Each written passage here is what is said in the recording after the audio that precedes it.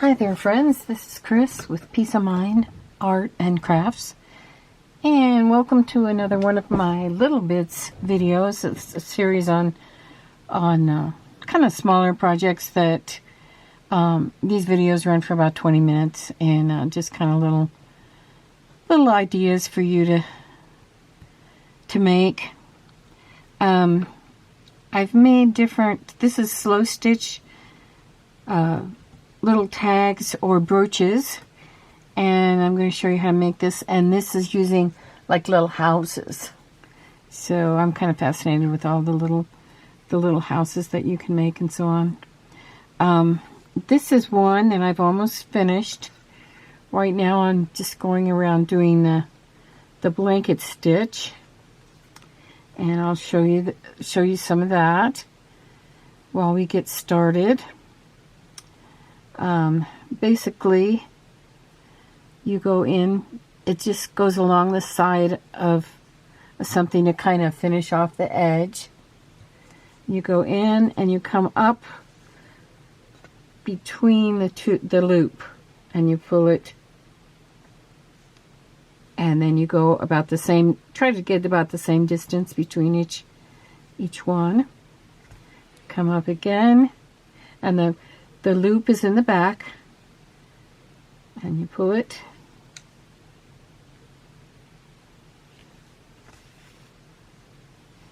and these are fun little pieces to make. I would suggest you make them up, a bunch of them, and then of course slow stitch them,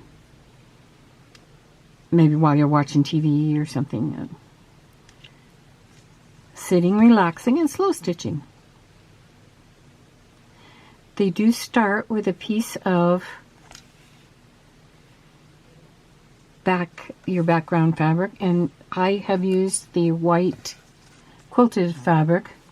I find this works pretty good. It's kind of like has a padding in it, and the thread goes through it pretty well.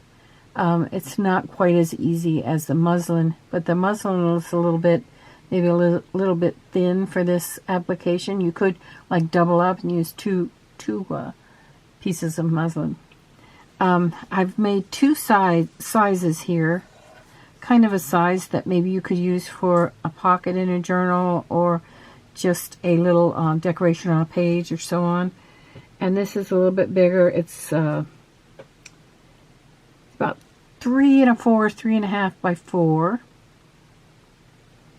And then the other size I would probably use for a brooch, and that size is 2.5 by 3, or thereabouts. It doesn't have to be exactly that. You can experiment with your own sizes. And on the brooches, I have intended to, after I'm finished stitching, to put a backing on there because you want to cover over your stitching, to put a backing of fabric on there, and this could just be glued down with fabric tack. And then you could actually, if you have a sew-on pin back, and you would put a pin back on here. If you have a sew-on one, you'd sew it. Maybe you'd sew it to this first, and then glue this down. And that would hold it on. Depends on what you're using. And this one, I've cut a piece also that could fit on here if you want to back it. If you're putting it, say, into a journal as a tag, if you're not going to be gluing it down. If you are going to be gluing it down, you won't have to worry about it, because you won't have to back it, because it won't show. Okay, so I'm showing you now the method for doing the blanket stitch around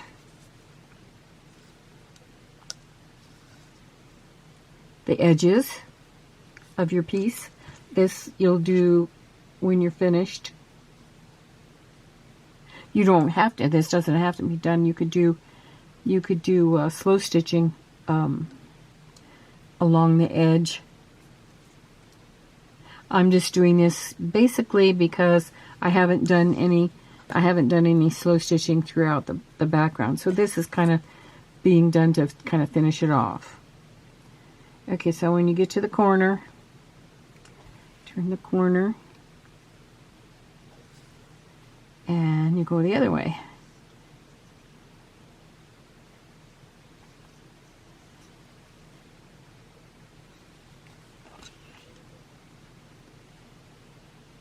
Okay, I won't show you any more of that right now. You can see that I've sewed this down using mainly the straight slow stitch. And then I've also sewed a button down here on the roof. I did cut out some of these little cats. You can use these little cats also. They're kind of big for these small houses, but they do add kind of a whimsical look to it if you wanted to add a cat on there, or a dog, or whatever. Maybe a tree even outside the house. Okay, so let's get you started just from the point of view of gluing down the pieces, getting ready to slow stitch at a later time. Okay, so you can go this way or this way since it's a house. I've kind of cut out some pieces here so I can show you. If you wanted the house to be out of this, basically what you do is you just cut out a piece that's a rectangle. Maybe you want a 2-story house or a 1-story house. It doesn't matter. You can put a piece of blue in the background for the sky if you like that. We'll just try that for now on this one. And then of course you'll need a roof. So maybe this will make a good roof. Okay, you could also use a plaid. I've pretty much done these in florals and kind of more of a shabby chic way, but if you wanna do it more in a kind of a more masculine look to the house, you could use a plaid. And your roof you can cut in any kind of shape. Let's do this one. Let's do this one. First of all, you want to make sure it's long enough to fit over here. And then you can start at the edge and go up. You'll want to probably cut it in half so you can see where the other, so you get it kind of more even looking. Fold it in half, I mean, not cut it in half. You go down to the other edge. Okay. Now this roof turned out a little bit too small for this house, so you can either cut down the house, which I think I'm going to do.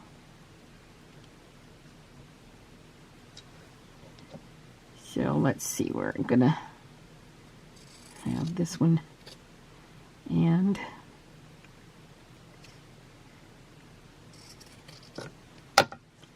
that means you just have fun with all these different shapes.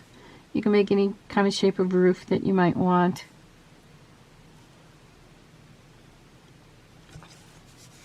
This one here has this is fabric that I printed on, and I printed a dragonfly on this one, and I just cut it out into the roof shape. I used a little bit of lace underneath the roof, which you can do. Here's a little piece I had left over from another project. I might be able to just put that one down there. There we go. Okay, and then you can cut doors and windows, any other kind of accessory you want. I think I'm going to cut this just a little bit shorter on the top.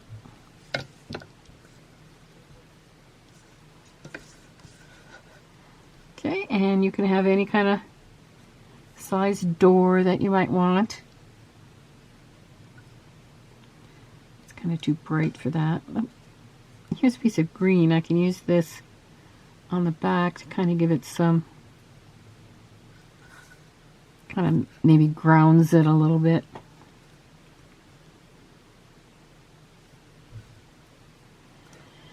Okay, what should we use for the door? Let's see, probably maybe a solid fabric would be good.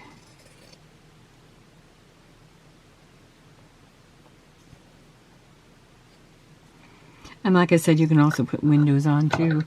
You might want to embroider some windows on if you can, with say like a satin stitch or something,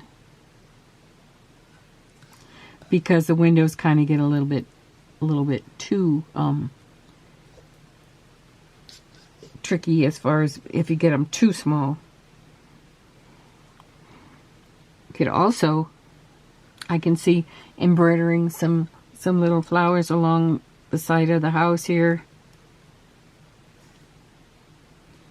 Okay, so before you start sewing, you're going to want to either pin or glue down, and I prefer to glue because it just adds a little bit of, you don't have to glue the whole entire thing, just put a dab of glue down there just so it holds it in place until you sew around it. And I use the glue stick because once it's dry, it doesn't form a skim that you would have to go through with a needle. It's very flat, so you wouldn't have to worry about that. Okay, let's glue down this grass or garden or whatever it is, and then of course the house. Just tack that down a bit. The lace. Let's see if I have another lace. This lace would be pretty, I think. Let's do that one. I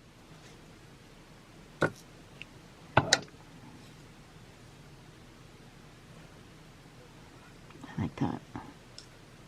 Okay, that probably won't glue down too well. I could put a pin in that to hold it down. It's a little bit heavy for the glue, so I'll use a pin for that one. Little.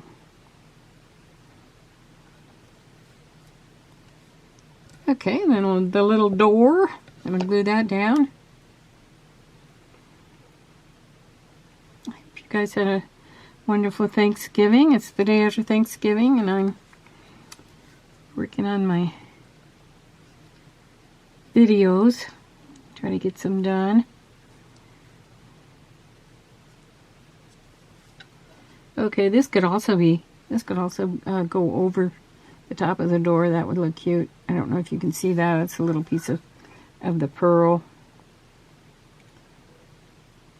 That would be pretty. So I could take that too and put it in the pile to be slow stitched at a later time.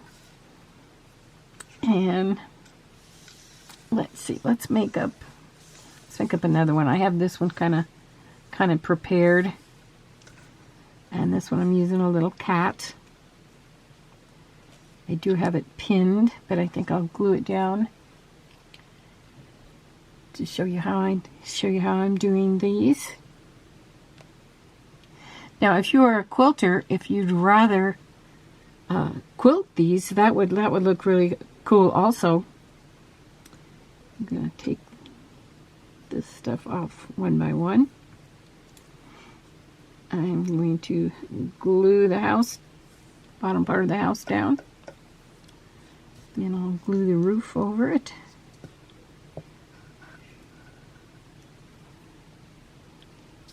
This is the type of glue that actually it's made so you can see where the glue goes. Used it a lot in school for the kids so they could see where the glue was, but it does dry clear, so you don't have to worry about it showing. Okay, and this one has a little green door.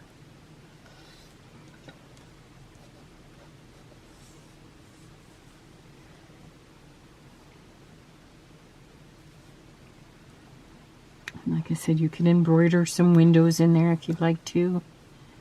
Oh, I know what I had. I had this up above the door. Let's see if I...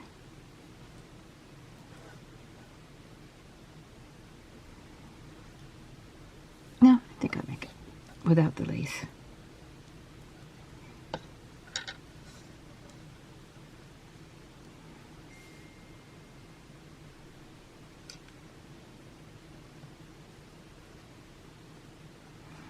Go.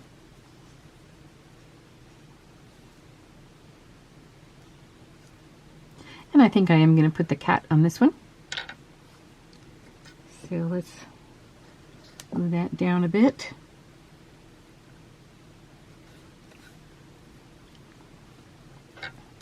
Okay, here's a button. I could use a button on the roof. If I wanted to do that, I could pin the button so that it's on there so I don't lose it. And the pin will keep it from coming off. And then I can put it in my pile of those that need to be slow stitched.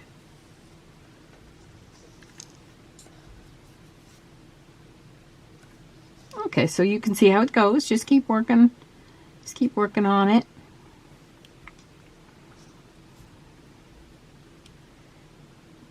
Getting all your little supplies going. Oops.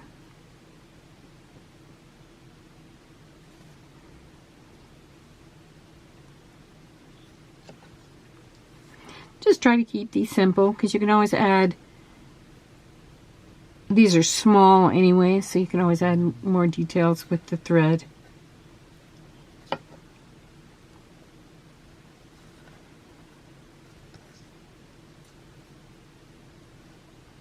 Okay, let's put a little cat on this one too.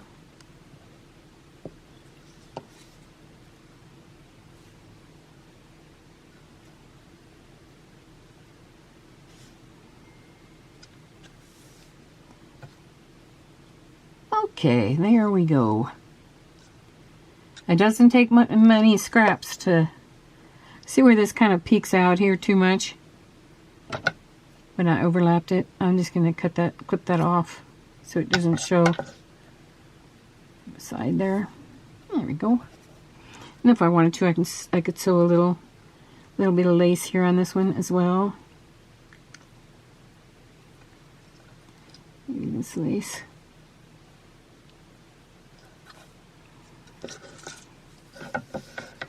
So there you go. Doesn't take much time to cut and get them ready. The time that it will take will be to sew them, to do the slow stitch on them.